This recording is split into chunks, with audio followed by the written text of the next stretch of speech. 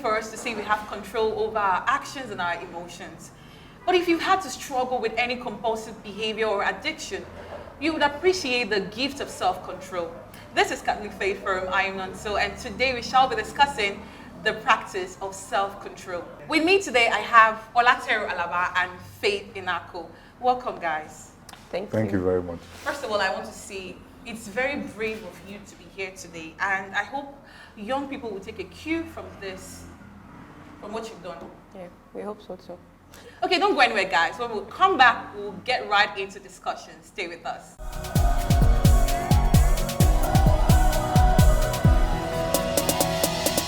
People want to drink, youth want to drink to stupor, a lot who want to smoke. And yes, even the older ones, we love to have 2 wives, if it's not a sin. So those are the things. Those are things. And then, of course, some people want to stay at home on Sabbath day.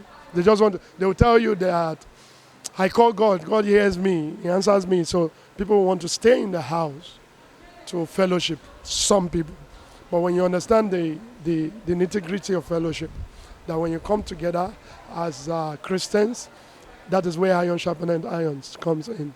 So the Reverend Father, whoever the Reverend Father is, you know, it tells you about God, tells you new things you don't know about God. So, of course, if people are giving the way Christian, they won't want to come to church. You know, some of them want to stay at home and say, let me just save myself the traffic, the rush of parking, and sometimes I meet the mass halfway. So those are it. If it wasn't a sin, the only one I can pick out of this issue is that a lot of people would like to marry 2 wives. Immorality, because probably immorality is this wild on dresses, wearing how dresses comes lost, so that's probably everybody wants to dress anyhow.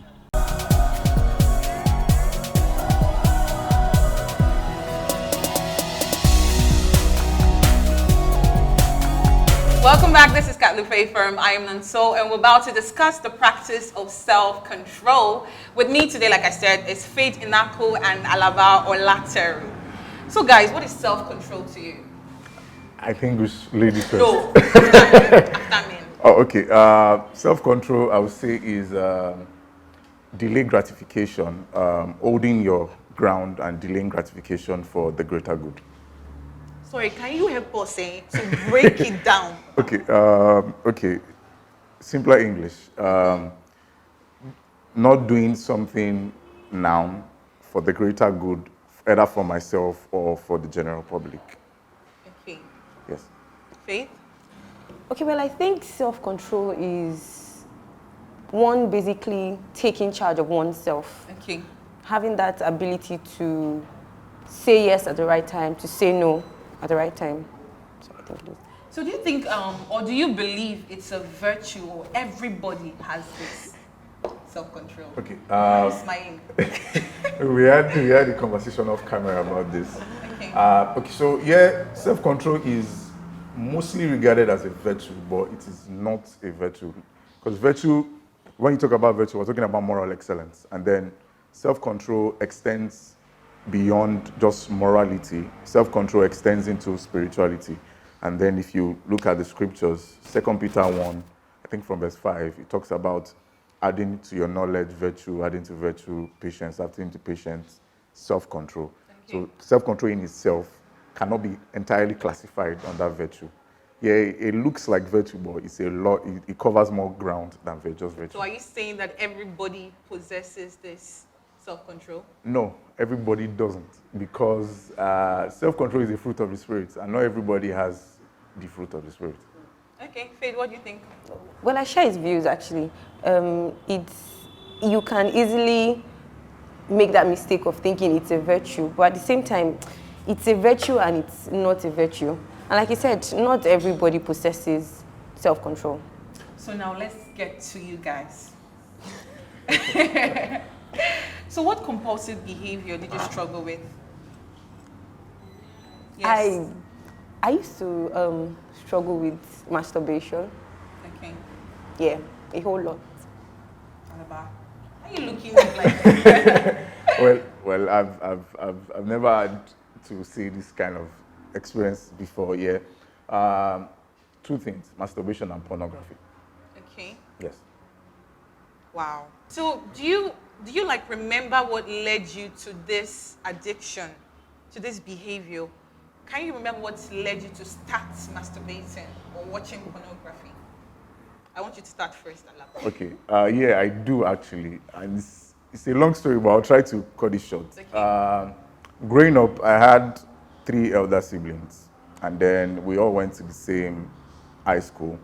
And so my eldest brother had this like clean record in school. You know, when you are the best student, year in, year out, and then head boy, he was prefect, he Wow. was, everybody liked him, that kind of picture. And then everybody else coming after him, they would always use him as an example, as a standard, and then they would always say, why can't you be like, why can't you be like?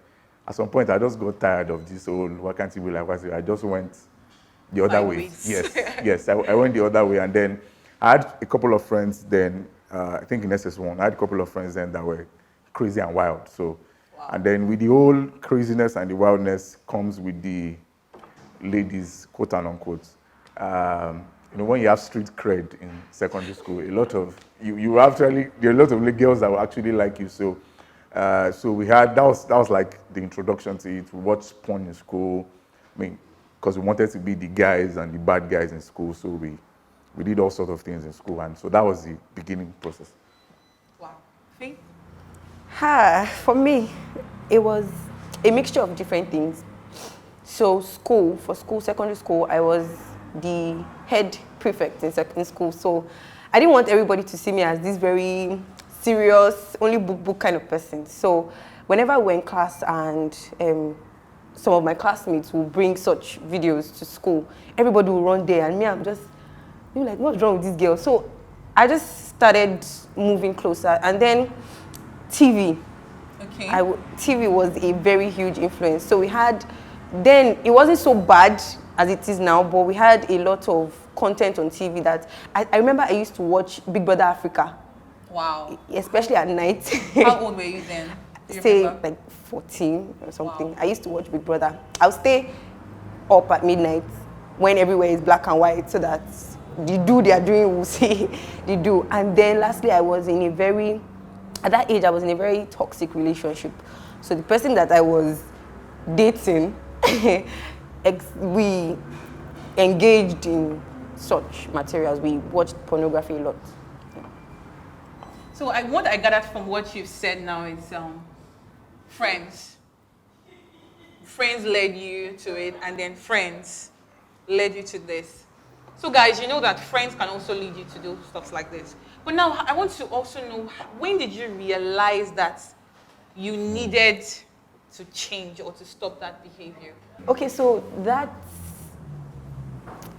there were different times when I would talk to myself, but I think when it really hit me was when I noticed that for every time that I meet a guy, I'm mature now, every time that I meet a guy, the first thought that would come to my mind is how to have sex with that person. So I just noticed that it was becoming crazy. So I cannot meet somebody cannot just say hi to me and say, I want to be friends with you, and it's just plain. No, in my head, I'm already, having some scenarios like that in my head. So that was when I realized that it had become bad, it was terrible, and I knew that I had to stop. Wow. For me, was when I got serious with this born again thing. So I was born again. And wait, why are you calling it born again thing? Like, No. There's a time where like, you get born again, and there's a time where like, you're actually serious about. about it. Okay. Yeah, about it seriously. So I got born again in 2010, but then I think in 2012. Congratulations. Oh, thank you. In 2012, when I got into school, and then fellowship started. I got into fellowship. That's when I really got serious and I started engaging myself. I started engaging faith, and that's when I got serious with my spiritual life. And then I realized that this was actually something I need to work on, and I need to change quickly. So now tell me, how did you stop? Wow. Okay, so this is like concussion rice, because I added the I can't say this is one thing, but Okay. I did a lot of things. I read this book It's called self-destructive habit. So Okay. it's a journal, 50 days journal.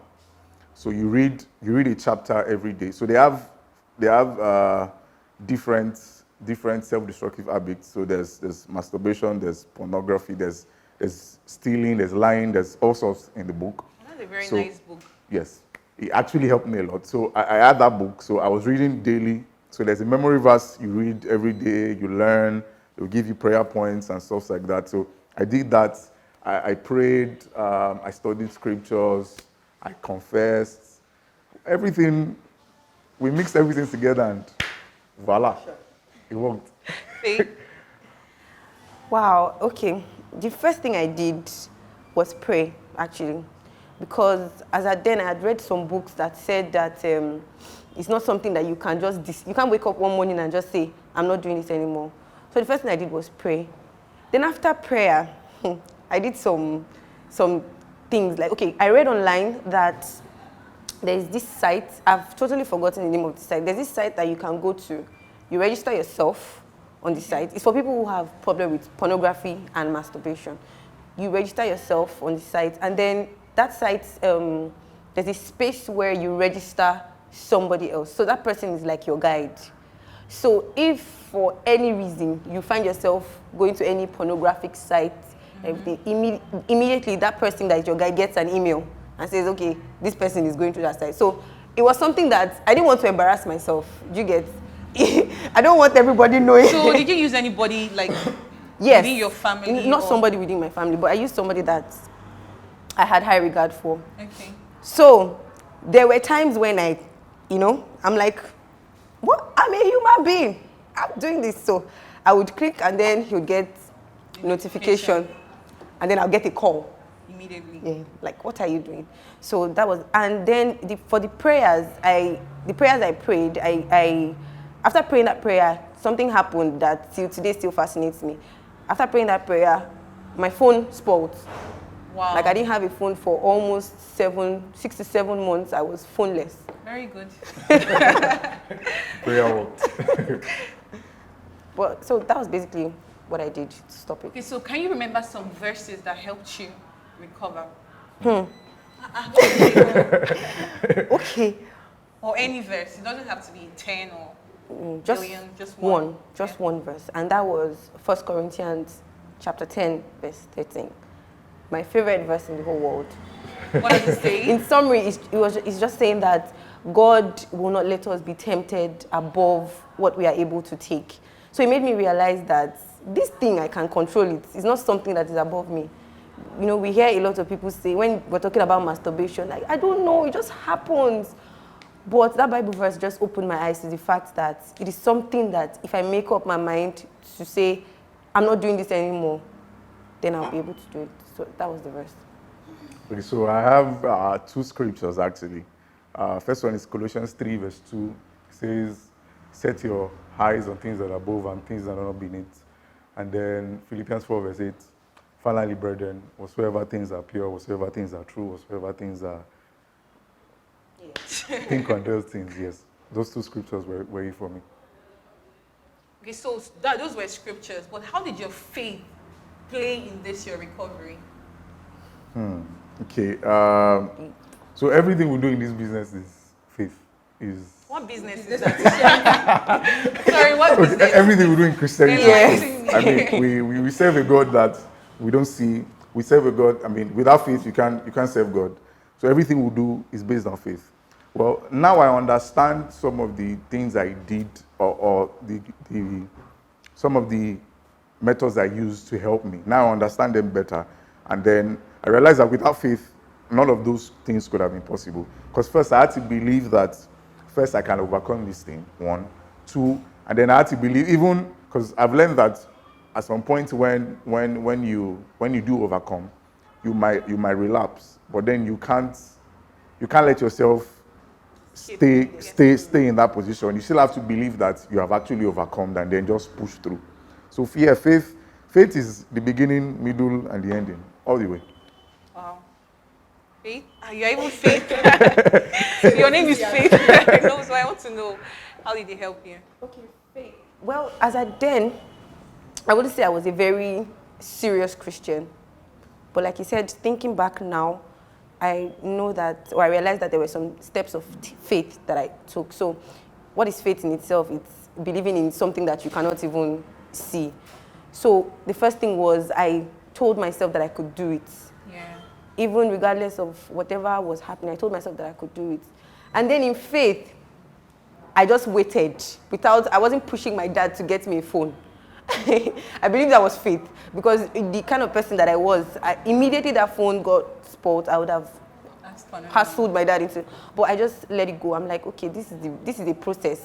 This is the answer to your prayers. Just flow with it. So that was what my faith helped me with. But I want to know, like, when you said you recovered, but did you have relapses? Oh, a lot of times. Wow. Like, you didn't even let me land. Yes, a lot of times. It was so bad to the extent that you're having a relapse. I like, God have mercy. No, yes, a lot of relapses. Don't let's go into, but a lot. But what did you do those times when you had those relapses? What were the solution? There were several scenarios. For the times when I was already done with it, I would just ask God for forgiveness. And there are some days that even when I'm asking God for forgiveness, the devil is telling me, you care. What forgiveness are you asking for? So the first thing I would do after every time that I relapsed was to pray and then leave that environment. And there were times when I was about to commit, and then I'll remember that I'm not supposed to do it. So immediately I change environment. I go to where there are people. I just live wherever it is that I am. Okay. Yes, I had Relapses. Yes, I had relapses, a lot of them actually. I think it got bad that when I watch a movie and then there's any rated 18 part in the movie, after finishing the movie, I would always rewind back to that part and go back to that part and go and watch and watch and watch. So yeah, I took crazy steps just to make sure. So I stopped watching movies at some points. I don't do cinemas. I don't watch any movie. I changed friends. I took quite a lot of preventive measures. There was a point I did this all girls. Yeah, it was that I was very serious with it. So it was either I dealt with it or it deals with me. So I had to pick one side, basically. So you know when you suffer these relapses and you feel regret, how do you control these emotions? Because I know it's one thing to have a relapse and it's another thing to feel regretful about what you've done. Okay. So I'm a kind of person that I don't really soak in. It has happened. What can we do? Let's move on and get on with our lives. I'm that kind of person. So every time it happened, I will be sober, ask God for forgiveness, then I get up. What can we do? What did I make a mistake? I always do reviews. So what did I make mistake? What can I do next time? How can I block this? How can I block this? And then I move on and get up with it. That's it. That's wonderful. Faith. Well, I had to take a pause, like faith. Okay. After the deed has been done, I would ask God for forgiveness. But I noticed that was another part that the devil was trying to follow me down with. So if I ask for forgiveness, I'll be hearing voices in my head like, why are you wasting your time? As in, you still go back and do it, so why are you wasting your time? So for every time I heard that voice, I would pray. But then it got to a point where in my head, I'm like, God can't even, why am I disturbed? God will not forgive me for this. I put myself in God's shoes and say, if I were God, would I forgive me? Like somebody keeps on offending me at that point, I just stayed back. But then again, it took God's voice to let me know that, hey, madam, I'm not done with you. I still love you. I've forgiven you. Come back to me and let's do this together. You cannot do it on your own. Yeah. So that was how I was able to control that. Wow, like, can you see my good pimples? Like, literally. What you said about that, I know so many people today just feel that when you feel sorry, then you soak yourself in it. But it's just, I like what you're saying because you're making us understand that you can always rise from that. Yeah. You rise from that and keep moving. Don't just let it drown you. I mean, you are better than that. So any last words for the viewer? What do you want to tell them? Because truthfully, there are a lot of people struggling with this sin, but they don't come out openly to say it. Okay, last words. I would say that if you're finding yourself in this situation, number one, you're not alone. And if for any reason you think you're alone, then you're deceiving yourself. The first thing that you need to do is talk to God about it. He sees everything anyway, so why are you hiding it? Talk to God about it. And if you can, like me, like the way you helped me, look for somebody that you respect, somebody who can mentor you, and explain the situation to the person. And I pray that God will help you in that. Alaba? Last words. Okay, so I don't go into teaching. Last words. Okay, so if you're going through this, well, you're not alone. A lot of people have gone through this and have come out of it. So coming out of it is very possible, and it's very real. So you can get out of it, however deep you are. God loves you, and God can always forgive you if you come to Him, and He can always heal you through the process. Whatever you need to do, if you need to get help, get help. You need to reach out to people to help you. Don't stay in it. Don't soak in it. Reach out to people, ask for help, and you'll be delivered. Thank you. Thank you so much, guys. Like, I don't know, like, I feel like crying, like, because you people are so strong, both of you. Honestly, like, I'm not whining you. I like, try to be. Like, it's so bold of you to come out here today to actually speak about this.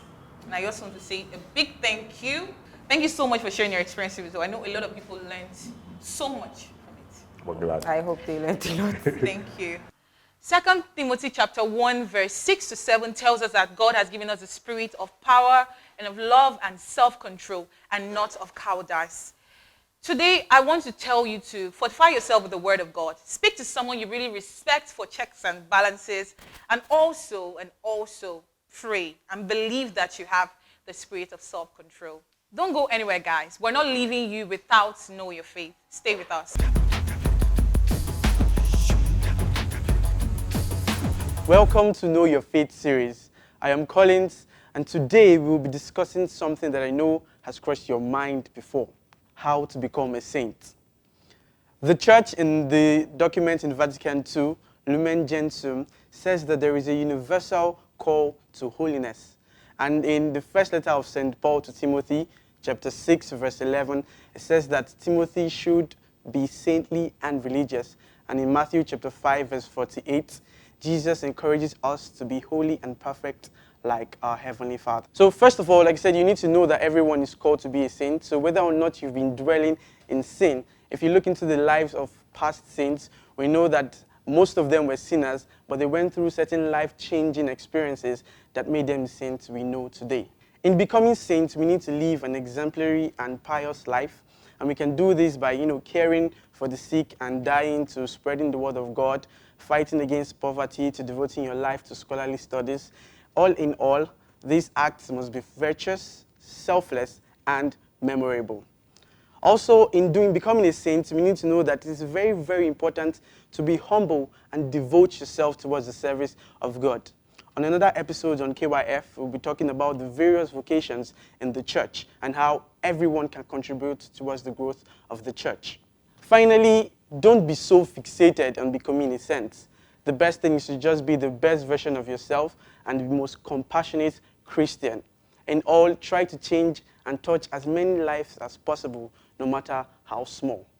So that's it for today, guys. Remember, everyone is called to be a saint.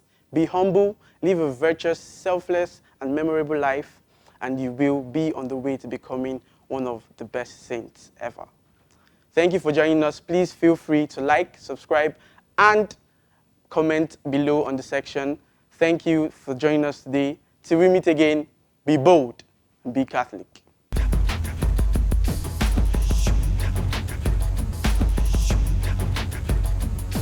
Thank you so much, guys, for joining us today on the show. You can watch this episode and previous episodes on our YouTube channel at Dominican Media Presents. And also send your suggestions and comments across the social media platform at CFF on TV. Until we meet again, keep being saints in jeans and shirts. Bye.